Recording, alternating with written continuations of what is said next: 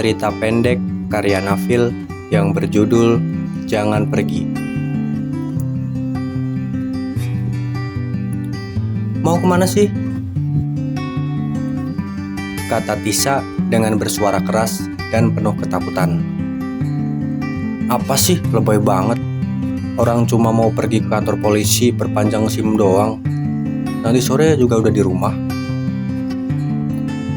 Kata Randy dengan menoleh ke belakang sambil menaikkan kaki kanannya ke atas jok motor. Lalu dia berkata lagi, "Yaudah, aku pulang dulu. Mau siap-siap. Kamu cepetan pulang." Lalu Randy pergi dengan motor yang awalnya diam, tiba-tiba berkecepatan tinggi seperti dikejar anjing hutan. Langit masih terlihat warna biru. Itu artinya masih pagi. Tapi Tisa sudah menunjukkan rasa gelisahnya, padahal ditinggal Randy buat perpanjang SIM motor aja. Itu menandakan Tisa ada perasaan ke Randy. Tisa membalikkan badan yang semulanya menghadap ke tempat Randy, menaikkan motor dan berjalan sambil menggumam. Gak peka banget tuh orang, padahal kan aku pengen diajak juga ke kantor polisi. Dasar cowok gak peka. Sambil bibir manyun terlihat kesal karena gak diajak. Tapi Tisa langsung pulang ke rumah, gak mampir-mampir ke tempat lain karena dia seneng pas Randy bilang, "Kamu cepetan pulang." Dia merasa diperhatikan oleh Randy. Padahal kalimat itu wajar buat orang-orang. Bisa juga itu kalimat basa-basi agar tidak terlalu kaku. Driver ojek online aja kalau setelah nganterin penumpang ke tujuan terus pergi lanjut cari orderan, kadang penumpangnya bilang, "Hati-hati ya bang di jalan." Gak mandang lawan jenis dan umur juga. Lalu Tisa sesampainya di rumah, dia bergegas mandi. Dan setelah selesai mandi, dia pergi ke kamar, menghiraukan televisi yang masih menyala karena ibunya ketiduran nonton sinetron. Sambil tiduran, Tisa mendengarkan podcast di Spotify tentang quarter life crisis. Seiring berjalannya jarum jam, podcast menunjukkan menit 15.20 Tisa ketiduran. Dan kalimat terakhir yang Tisa dengar dari podcast itu adalah ketika si narasumber mengucapkan, "So that must be set as maximum as possible." Cahaya siang hari menyoroti dinding kamar Tisa, melewati jendela kaca yang kordenya terbuka. Tisa terlihat tertidur begitu pulas. Sunyi di kamar Tisa. Tisa tidur, ibunya bangun, lalu membuka pintu kamar Tisa dan merapikan kamar. Karena ibunya tahu Tisa kecapean sehingga melupakan baju yang masih tergeletak di kasur, tas punggung yang masih terbuka. Tisa juga posisi tidurnya terlihat gak nyaman. Tapi ibunya membiarkannya karena takut anaknya bangun. Selang beberapa menit setelah ibunya menutup pintu kembali, Tisa terlihat kakinya bergerak tiba-tiba. Seakan ada yang mengejutkan Tisa di dalam mimpinya. "Randy, apaan sih? Kalau datang jangan dari belakang bisa nggak? Bikin kaget orang aja." Tisa kaget, tapi tidak kesal karena itu Randy. Mikirin apa sih Tisa? Sampai kaget kalau aku datang dari belakang. Padahal aku nggak ada niatan ngagetin. Ada sih dikit, hehehe. Ketawa Randy bikin hati Tisa hangat karena adanya Randy di sebelahnya. Nggak mikirin apa-apa kok. Aku cuman ngelamun aja. Kan emang aku suka ngelamun kalau lagi sendiri. "Terus kalau ngelamun gak mikirin apa-apa gitu?" tanya Randy. "Enggak." "Emang kenapa?" jawab Tisa dengan nada agak sedikit ngegas. Randy bertanya lagi, "Emang ketika ada motor lewat, kamu gak mikirin itu motor warnanya apa? Terus ada tulisan apa? Terus dari mana asal itu motor? Terus harganya berapa? Yang bawa motor pakai helm apa? Laki-laki atau perempuan? Terus kalau ada orang lewat jalan di depan kamu gak mikirin dia perempuan berjalan dari kanan ke kiri, dari kantor ke halte busway menunggu jemputan datang, karena dia ingin beristirahat di rumah setelah menghabiskan seluruh tenaganya di kantor untuk mencari uang. Apa itu nggak terlintas di otak kamu?" "Enggak," jawab Tisa lagi. Yakin gak mikirin apa-apa? Kata peneliti sih, orang yang pikirannya kosong atau orang ketika sedang berada di luar dan dia tidak memikirkan apa-apa, berarti dia tidak waras. Karena tidak ada sejarahnya orang waras gak mikirin apa-apa ketika duduk di pinggir jalan. Apalagi kamu di umur segini, umur 25 yang banyak sekali masalah ada di otak, yang pastinya pengen banget diselesain.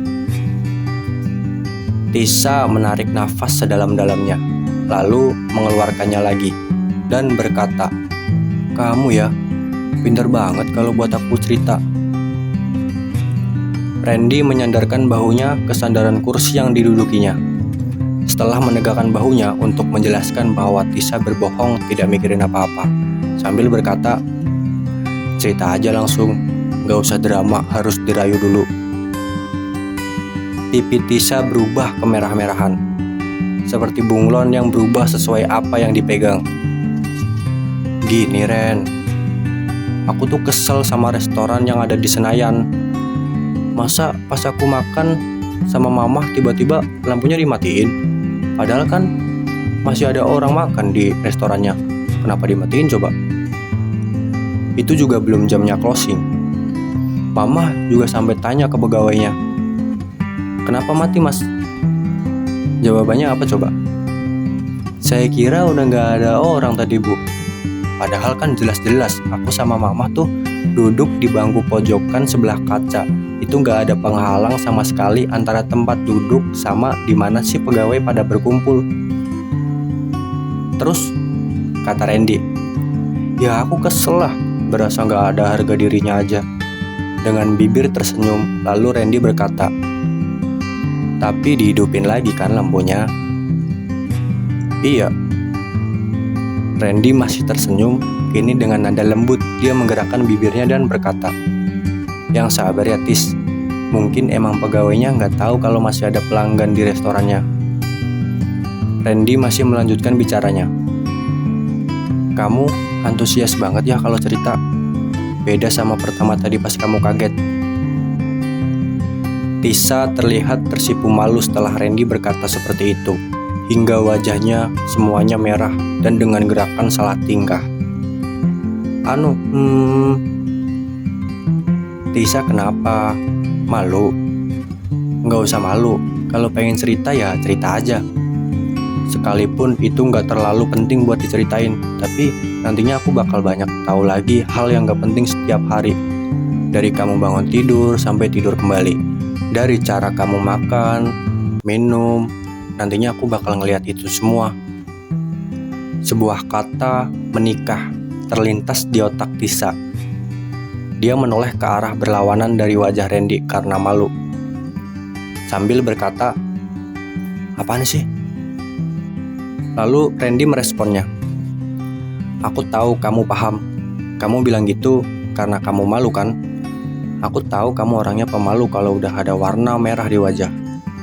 Hingga kamu pura-pura tidak tahu apa-apa." Hatinya Tisa luluh dengan perkataan Randy. Dengan mata sayup mengeluarkan air sedikit tapi tidak menetes. Di momen itu, Tisa sangat senang. Hening sejenak, karena Tisa tidak bisa membuka mulut untuk berbicara. Randy adalah pendengar setia kalau Tisa ingin bercerita. Randy adalah orang yang selalu ada kalau Tisa membutuhkan seseorang. Randy hampir hadir di setiap hari di kehidupan Tisa. Randy adalah orang yang disukai Tisa, dan Tisa ingin selamanya sama Randy.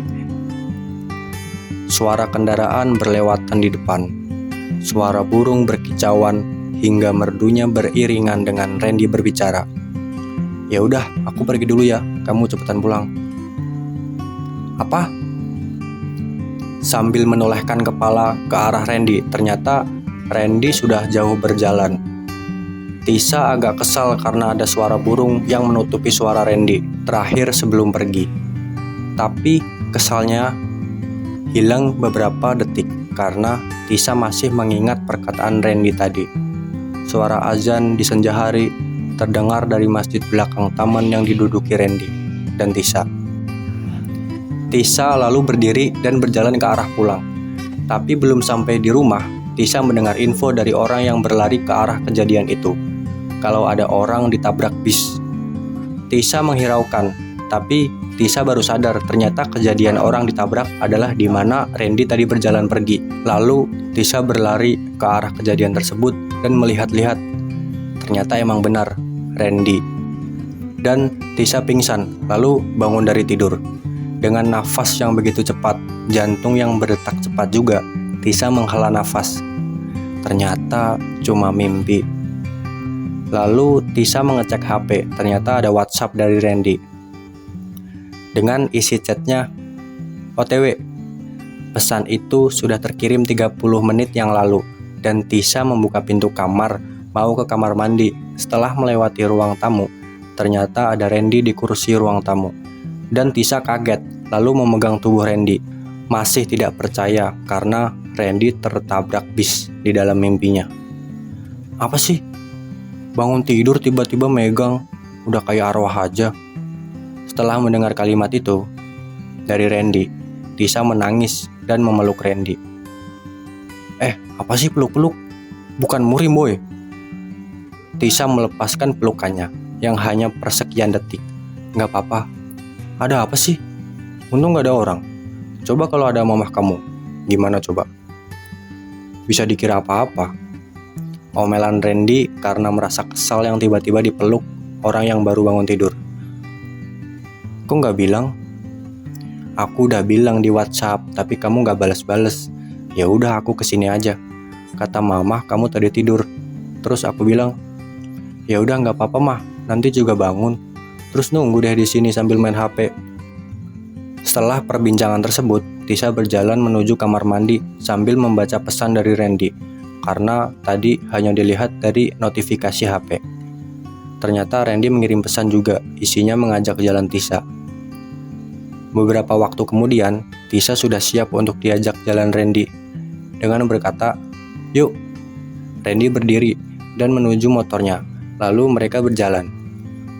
Baru berjalan beberapa meter, Tisa tiba-tiba berbicara, "Jangan pergi." Randy yang bingung dengan omongan Tisa lalu menjawab, "Hah? Maksudnya?" Dalam hati, Tisa berkata, "Iya, kamu jangan pergi.